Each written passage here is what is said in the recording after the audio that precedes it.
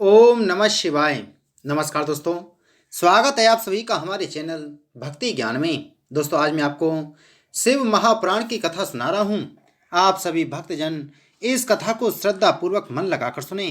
भगवान शिव जी आप सभी की मनोकामना पूर्ण करेंगे और आप सभी के कष्टों को हर लेंगे। ब्रह्मा जी बोले, हे नारद, जिस समय उस बालक ने जन्म लिया तो एक अघटित घटना घटी। वह यह थी कि जब अंजनी ने यह देखा कि पवन देवता के कथानुसार उस बालक में शिवजी का मुख्य कोई लक्षण नहीं है और उसका स्वरूप भी बानर के समान है, तो उसने अत्यंत दुखी होकर उस बालक को पर्वत के एक शिखर से नीचे फेंक दिया। परंतु ज्यों ही वह बालक उस पर्वत पर गिरा, त्यों ही पर्वत खंड खंड होकर पाताल में धंस गया। अस्तु, वह बालक जिस समय पृथ्वी पर गिरा तो उसके कुछ देर बाद उसके नेत्र आकाश की ओर जा टिके। जब उसकी दृष्टि उगते हुए सूर्य पर पड़ी तो उसने यह समझा कि यह कोई पका हुआ फल है, मुझे खा लेना चाहिए।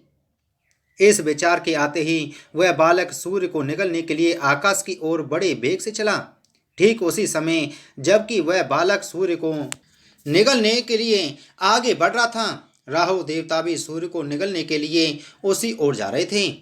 राहु को देखते ही उस बालक ने यह समझा कि यह व्यक्ति मेरा प्रतिद्वंदी है और इस फल को स्वयं खा जाना चाहता है। तब वह सूर्य के रथ को रोककर राहु की ओर अपना मुख फैलाकर दौड़ पड़ा। राहु उसे देखते ही तुरंत भाग गया। हे नारद, उस शब्द के कारण देवलोक में हलचल मच गई तथा सब देवता अत्यंत आश्चर्यचकित हो थर थर कांपने लगे। इंद्र ऐरावत हाथी पर चढ़ वज्र को हाथ में लेकर उसकी ओर चल पड़े। वह बालक सूर्य को निगलने के लिए अपना मुंह फैला ही रहा था कि उसी समय इंद्र को वहां आते हुए देखकर उसे अत्यंत क्रोध आया। तब वह अपना मुख फैलाकर पहले इंद्र को ही निगलने के लिए आगे बढ़ा। यह देखकर इंद्र ने क्रुद्ध हो अपने वज्र द्वारा उस बालक को घायल कर दिया, जिसके कारण वह बालक पृथ्वी पर गिर पड़ा। हे नारद, शिवजी ने यह चरित्र केवल इसलिए किया था कि जिससे लोक में वज्र की प्रतिष्ठा नष्ट न हो। अस्तु, जब प्रभंजन ने अपने पुत्र को इस प्रकार पृथ्वी पर पड़ा हुआ देखा तो वह उसे मरा हुआ जानकर अत्यंत विलाप करने लगा। उस समय भगवान सदाशिव ने आकाशवाणी द्वारा उसे सांत्वना देते हुए यह कहा, हे प्रभंजन, तुम इतने व्याकुल मत हो। हम तुम्हें एक उपाय बतलाते हैं जिसे करने से तुम देवताओं से अपना बदला ले सकोगे और वे तुम्हारी शरण में स्वयं आ पहुंचेंगे। वह उपाय यह है कि सब ओर से अपने अंश को खींच लो, अर्थात वायु का बहना बंद कर दो। हे नारद, इस आकाशवाणी को सुनकर प्रभंजन ने तीनों लोकों से अपने अंश को खींच लिया और स्वयं शिवजी के समीप जाकर आनंद से बैठ गया। उस समय वायु के स्थिर हो जाने से सब देवताओं के उदर फूल गए तथा सभी प्राणी श्वास के अभाव में व्याकुल होने लगी। तब मैं उन सबको साथ लेकर विष्णु जी के समीप क्षीर समुद्र में जा पहुंचा और उनसे यह कहा, हे प्रभु, शिव जी से प्रेरणा पाकर वायु ने ऐसा उपद्रव मचाया है कि उससे संपूर्ण संसार व्याकुल हो गया है। अब हम सब लोगों को शिव जी की शरण में पहुंचकर उनसे रक्षा करने की प्रार्थना करनी चाहिए। हे नारद, विष्णु जी हमारी इस बात से सहमत हुए। तब हम सब देवता उन्हें साथ लेकर विष्णु जी के समीप जा पहुंचे और उन्हें सब हाल सुनाकर नतमस्तक हो खड़े हो गए। शिव जी ने हम लोगों की प्रार्थना सुनकर यह कहा, हे देवताओं, वह बालक मेरे अंश से उत्पन्न हुआ है और पवन का पुत्र है। इंद्र ने अपनी मूर्खता में भरकर उसके ऊपर अपने वज्र का प्रहार किया। यह उचित नहीं है। अब तुम्हें यह चाहिए कि सर्वप्रथम वायु देवता की प्रसन्नता हेतु कोई उपाय करो। जब तक वायु प्रसन्न नहीं होंगे तब तक तुम्हारा मनोरथ सिद्ध नहीं होगा। शिव जी की इस आज्ञा को सुनकर सब देवताओं ने वायु से क्षमा मांगी तथा उन्हें प्रसन्न किया। तदुपरांत सब लोग शिव जी को साथ लेकर उस बालक के समीप जा पहुंचे। शिव जी की कृपा दृष्टि पड़ते ही वह बालक चैतन्य होकर उठ खड़ा हुआ। प्रभंजन का दुख भी दूर हो गया। ब्रह्मा जी ने कहा, हे नारद, सर्वप्रथम विष्णु जी ने पवन की ओर देखते हुए यह वर दिया कि तुम्हारा पुत्र अत्यंत शक्तिशाली होकर इंद्र आदि संपूर्ण देवताओं का कार्य करेगा तथा सबके दुखों को दूर करेगा। तदुपरांत मैंने कहा, हे प्रभंजन, यह तीनों लोकों में निर्भय होगा तथा सबके दंड से बचा रहेगा। फिर सूर्य ने कहा, हे वायु, तुम्हारे इस पुत्र के शरीर पर भविष्य में वज्र भी अपना कोई प्रभाव नहीं दिखा सकेगा। हमारा वज्र लगने के कारण इसकी हनु अर्थात ठोड्डी पर चोट लगी है, अस्तु इसका नाम हनुमान होगा। सभी देवताओं ने कहा, इसे हमारे शस्त्रों से कोई भय नहीं होगा। हे नारद, इस प्रकार जब सब देवताओं ने उसे वरदान दिया, उस समय ऋषि मुनियों ने आशीर्वाद देते हुए यह कहा, हे पवन, तुम्हारा यह पुत्र ऊर्ध्वरेता होगा, रामदूत के नाम से प्रसिद्ध होकर सबके दुख को दूर करेगा। मुनियों के ऐसे वचन सुनकर विष्णु जी ने, मैंने तथा अन्य सब लोगों ने हनुमान को अपने हृदय से लगा लिया। सभी ने पवन पुत्र की अत्यंत प्रशंसा की तथा स्तुति करते हुए जय जयकार किया।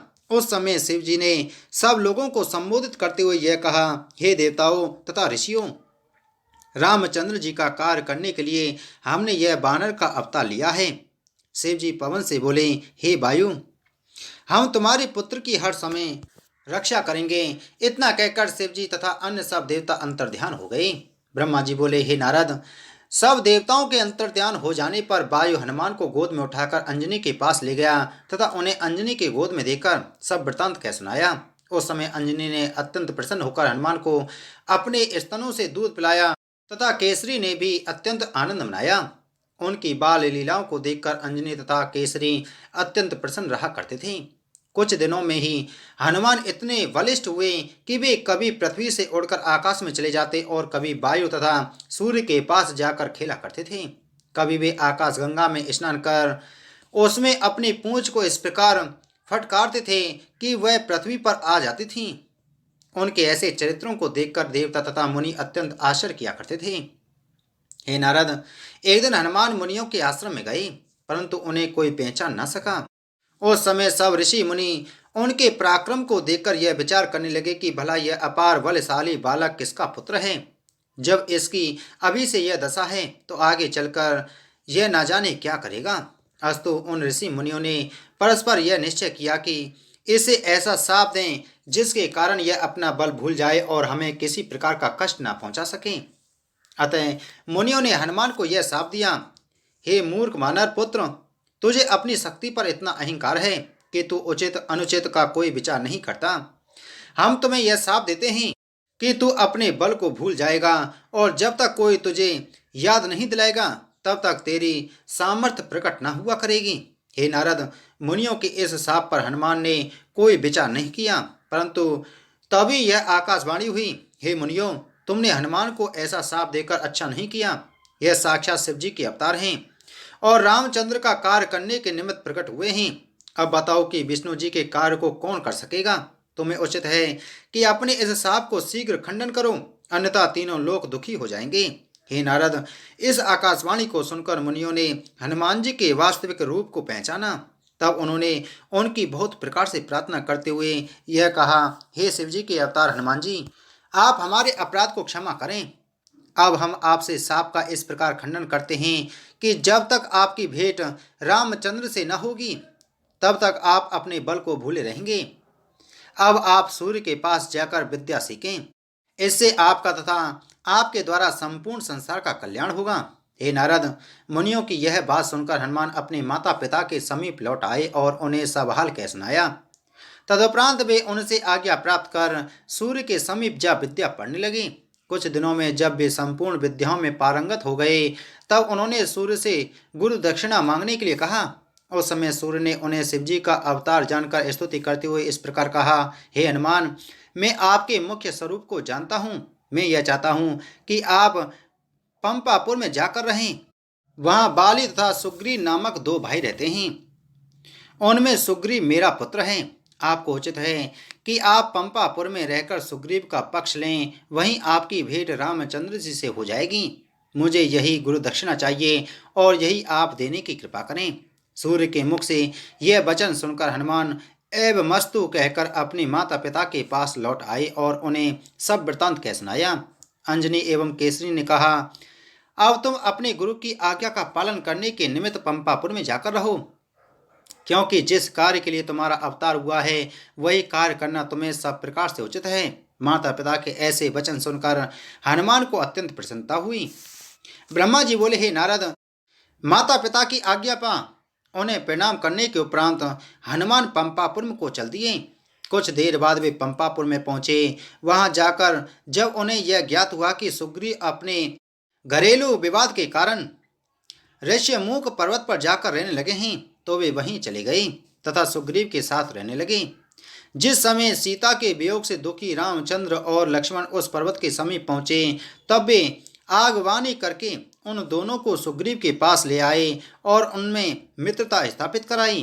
तदुपरांत उन्होंने रामचंद्र जी के हाथों से बाली का वध कराया। फिर सीता को ढूंढने के लिए समुद्र को लांघकर लंका में जा पहुंचे। सब दैत्यों को मारकर अक्षय कुमार का संहार किया तथा लंकापुरी को इस प्रकार जलाया कि उसमें विष्णु भक्तों के घर तो जलने से बच गए, परंतु राक्षसों के सब घर भस्म हो गए। तदुपरांत रावण के अहंकार को नष्ट करके वे अपने साथी वानरों के समीप जा पहुंचे और उन्हें सब हाल कह सुनाया। हे नारद, हनुमान के ऐसे पराक्रम को देखकर रामचंद्र जी ने उनकी प्रशंसा करते हुए कहा, हे हनुमान, तुम शिवजी के अवतार तथा हमारे परम हितैषी हो। सुग्रीव आदि सभी वानरों ने उन्हें शिवजी का अवतार जानकर प्रणाम किया। जब हनुमान जी ने यह देखा कि रामचंद्र जी हमें शिवजी का अवतार समझकर आज्ञा देने में संकोच करेंगे, तो उन्होंने ऐसी माया की कि सब लोगों को यह बात भूल गई कि हनुमान शिवजी के अवतार हैं। केवल इतना ही ध्यान रहा कि ये अत्यंत बलवान हैं। तदुपरांत रामचंद्र जी ने हनुमान को अपने हृदय से लगा लिया और उनकी अत्यंत प्रशंसा करते हुए कहा, हे कपि, हमें तुम्हारा बड़ा भरोसा है। इसके पश्चात रामचंद्र जी ने लंका जाने की तैयारी की और अपनी सेना सहित समुद्र के तट पर जा पहुंचे। जिस समय सब लोग समुद्र के विस्तार को देखकर अत्यंत आश्चर्यचकित होकर यह विचार करने लगे कि इसे किस प्रकार पार किया जा सकेगा, उस समय हनुमान जी ने सबके देखते देखते ही समुद्र पर सेतु बांधकर तैयार कर दिया। तब रामचंद्र जी ने उस स्थान पर शिवलिंग की स्थापना की जिसका नाम उन्होंने रामेश्वर रखा। उसी सेतु मार्ग द्वारा रामचंद्र जी अपनी संपूर्ण सेना सहित समुद्र को पार कर रावण की लंका में जा पहुंचे। हे नारद, राम और रावण में घोर युद्ध हुआ। उसमें हनुमान जी ने अकेले ही बहुत सी दैत्य सेना को मार गिराया तथा रामचंद्र जी की सेना की रक्षा की। जिस समय मेघनाद द्वारा शक्ति का प्रहार किए जाने पर लक्ष्मण घायल हुए, उस समय सुसैन नामक वैद्य ने यह बताया कि यदि रात भर में ही औषधि नहीं आई तो लक्ष्मण के प्राण नहीं बचेंगे। उस समय हनुमान सब दैत्यों को जीतकर औषधि के पर्वत को रात ही रात में उठा लाए और लक्ष्मण को जीवित कर दिया। उन्होंने रामचंद्र जी की इस प्रकार सहायता की कि रावण का संपूर्ण तेज नष्ट हो गया।